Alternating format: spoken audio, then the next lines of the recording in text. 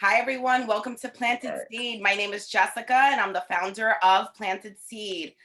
Welcome to What's Your Story Wednesdays. And today we have such a special guest. I'm so excited for this because just to share knowledge and just to have home, like just to be talking to home right now. Yeah, And definitely. so I want to introduce Mr. Bossman. So Hi. so he's actually tuning in from Ghana, and I have my Ghana shirt on, Yeah, and Ghana he's in the repping, building. Aquaba. Africa, the Like, yo, we're motherland. repping today, and we're gonna do a two-part session of this because I feel that the audience really needs to understand how I guess how the Ghanaian people, they look at us that we're very fortunate, and I look at y'all like y'all so Yeah, fortunate. So yeah. like we can actually just clarify all that, but go ahead and you can start. Just tell us a little bit about you, where you are, and what's everything like that. Okay, all right. Okay, so hi everyone. Thank you so much, Jess, for this opportunity and this platform. I really appreciate it. So first off, my name is Joseph Bossman, or you can call me Kofi, as Jess knows. I'm from Ghana. I've been in Ghana for like my whole life. Basically, so what I'm doing right now is right now I'm trying to work on my tour guide business, a little bit side hustle. Back in 2019, the president of Ghana launched this campaign where he said it was called the Year of Return, where the president was calling on all Africans in the diaspora, whether Ghanaian, wherever you are in the diaspora, whether America, Europe, Asia, wherever you find yourself in the world, to come back home, come and see your roots, and then come and reconnect with the people here. So I was like, okay, I'll just take advantage of this. And then, because we had a lot of tourists coming in. So I was like, yo, I need As to me take being one advantage of of this. them, I was one Like of the you, yeah, tourists. you and Nelson came to Ghana in 2019. Yeah. So I was like, okay, so why not take advantage of this and then set up something to make a little bit of money? Because I have a bachelor's degree in banking and finance, but I'm currently not working with it because getting the job and all that. So I was like, why not start something? So yeah, basically, so I'm doing this tour guide business where I take tourists around to see Ghana, a lot of places, all the tourist sites in Ghana, and I partner with some people to provide other services as well, where we pick you up from the airport, like transportation services as well. And we also provide accommodation, it's all partnership. So I partner with other people to provide such stuff. Right. Okay. So wait. So So now, like, if you're let's looking scale to back. come to Ghana, just hit me up. Yeah. Oh no, definitely. Oh, I promote you, and and Yeah. promote my family, and I'm like, man, you gotta go see Auntie Maggie, and we gotta go. We gotta go to Blue Yeah. Bar. We gotta Yeah. party, and yeah. Oh Yeah, my God. all the places. Yes. All right. So let's scale back a little bit. Let's talk more about the educational part, and we could save the business part for the part two. My Okay, question sure. actually right now I have for you is tell us like more about the educational, because I feel that the educational background that you guys have in Ghana, it's very different from us in the States. Yeah. Yeah. So tell us and Yeah. then we can kind of make that comparison a little bit. Okay. So basically the Ghanaian educational system is usually, let's say, it's divided into three parts, right? We have the basic, and then we have the secondary, and then you move to the tertiary. So usually the basic, it's just the primary school. I think that's for about 12 years. And then when you're done with the basic, you take this exam called the BEC, that's the Basic Education Certificate Examination, that you take in your junior high school. That's your last year in the basic school. So senior year. So okay, so for the audience, that's your senior year. So they go K through 8, so kindergarten to 8, and their 8 goes junior right high to high school. school. So Yeah, then from there you go to high school. right. Yeah, exactly. So from high school, then you move to the tertiary. That is where we have the universities, the polytechnics, and then other tertiary institutions around. So basically, that's how our educational system is set up here. Wow. Okay. Yeah. So like even for college, so obviously with us, we have, you know, you have your technical schools, you have your community college, you have your Yeah. four-year college. Yeah. Is it quite similar to that? It's quite similar, exactly. So we categorize all those as tertiary institutions. Yes. Yeah. Okay. And obviously you got to pay. Yeah, you gotta pay. You gotta Yeah, pay. just like That's here. definitely, I mean, But see, the but the difference gov is you guys have cash yeah. carry. You guys don't have student Yeah, loans we don't do as no. There's a cash and carry system here. right. So you pay, you go. No There's no loan, credit. There's no no loan. credit, nothing. I Nothing. mean, they have loans though, but it's not so. A lot of people don't really patronize it. I mean, people have the money to afford to go to university. So a lot of people don't usually patronize it, but some people do take loans to go to universities actually. Mm. Yeah. Mm. Mm-hmm. So while you were in high school, that's just because, you know, obviously this platform and everything is really dedicated to teenagers. And, you know, there's some teenagers that, you know, even in my field, in my current career, you know, I have a lot of students coming here from, you know, different countries in Africa. And they're coming because, you know, they're either the parents work in the union or you know, for the union and things like that, the UN. And Yeah. I feel that, you know, things might be a little bit different. Like what we care so much about here, like teenagers, Mm-hmm. I don't know if that's something that you guys are faced with there. So, like, what do you feel like is like your society pressures at like your teenage years? Well, for myself, I can speak for myself. I can Of speak course. for everyone else. So I for one, so one of my fears was, okay, so growing up, I didn't have my mom and my dad around. You know, it was just my grandma. So literally, I had just my grandma. So I feared the fear of becoming like an absent parent if because I wanted to have I would like to have kids in the future. Okay, so looking at the absence of my mom and dad, I felt like I was like, am I going to be like them or am I going to like come out better? Mm, So it pushed me and it drove me to do better and right. actually push for a better life. So for me, that was one of my fears or Mm, insecurities I had as a teenager.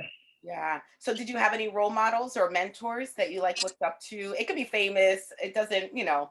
Well, Yeah. yeah, I used to listen to a lot of Eminem music. So growing up, I feel like I had something in common with some of the things he said in the song. So it made me feel Right. like Music I always could. helps. Yeah, so I feel like I just listened to the words and I was like, yo, I can relate to this, I can relate to that. So I feel like I used to look up to him because I felt like maybe we had something in common. But usually aside that, I didn't really have like anybody because I feel like everybody is unique in their own way.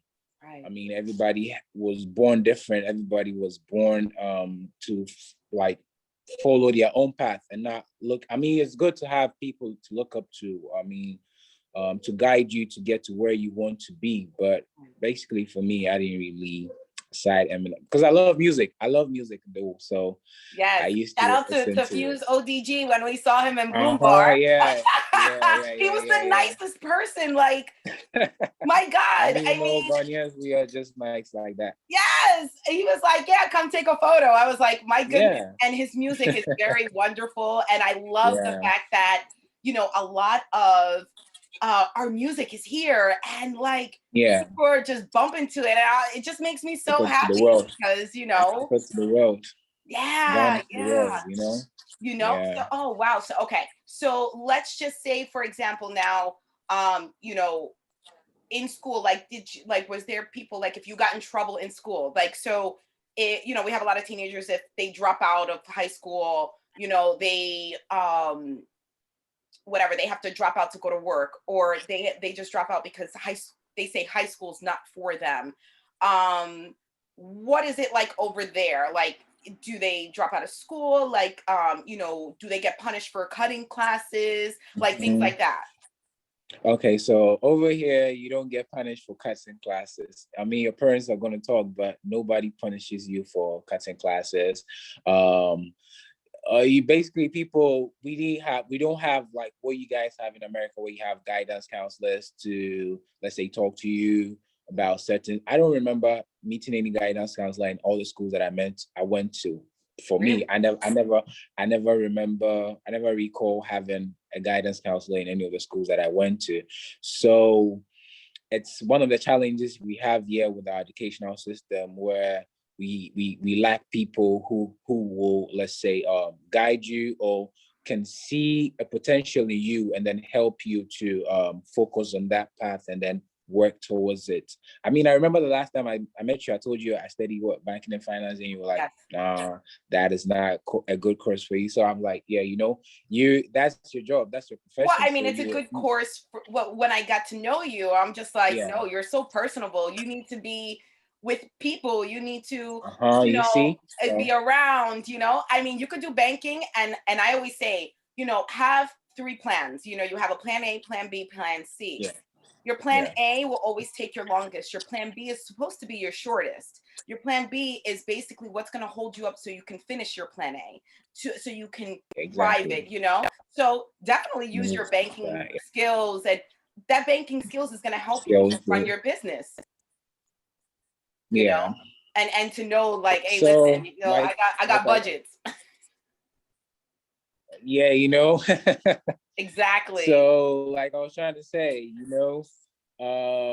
that's one of the challenges we have here with our educational system. I think we need people like that to help the young ones to identify their potential, their passion, and then help them, guide them, and shape them towards that potential, that passion you see in them. Right. So it's one of the things we need to check on our educational system. And Right. So that's yeah. like one of your challenges there. Like our challenge, I from what I see, I feel like we're just overloading the kids with so much information, and Just they're not almost ready okay to yeah, like they're not to ready. absorb everything. Yeah. Yeah, like I feel like it's too much, or maybe not enough.